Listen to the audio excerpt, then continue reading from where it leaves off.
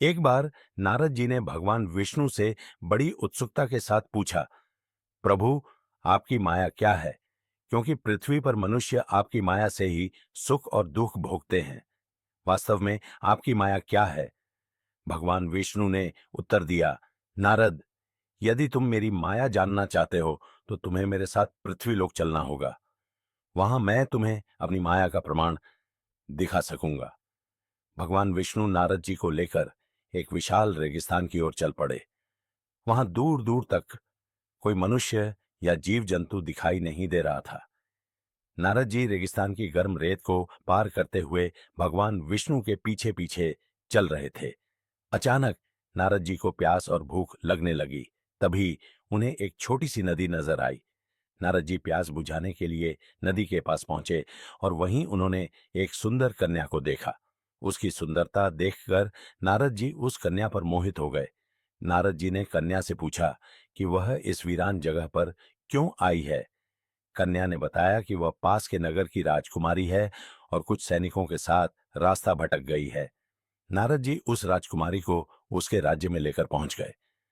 राजकुमारी ने अपने पिता को सारी बातें बताईं।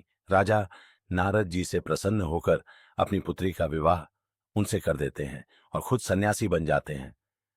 अब नारद जी ऐशो आराम से जीवन यापन करने लगे और यह भूल गए कि उन्होंने भगवान विष्णु को नदी के किनारे छोड़ दिया था।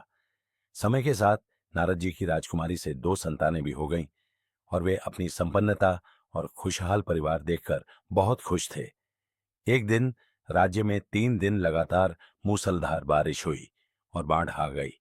लोग अपनी सुरक्षा के लिए इधर उधर भागने लगे। नारद जी भी अपनी पत्नी और बच्चों के साथ नाव में सुरक्षित स्थान की खोज में निकल पड़े। बाढ़ इतनी भयावह थी कि नाव से उनकी पत्नी गिर गई और बह गई। नारद जी शोक करते हुए जैसे तैसे राज्य से बाहर उसी नदी तक पहुंचे जहां उन्होंने भगवान विष्णु के साथ प्यास बुझाई थी। नारद जी नदी के किनारे बैठकर शोक में रोने लगे। मेरे बच्चे, पत्नी, सब कुछ नष्ट हो गया। अब मैं इस जीवन को जीकर क्या करूंगा? तभी भगवान विष्णु ने नारद जी का हाथ पकड़ लिया और कहा, ठहरो नारद, यही है मेरी माया। जो कुछ भी अब तक तुम्हारे साथ घटित हुआ वह सब मेरी माया ही था। नारद जी ने अब भली भांति समझ लिया कि उनके साथ जो कुछ भी हुआ वह सब भगवान विष्णु की माया थी।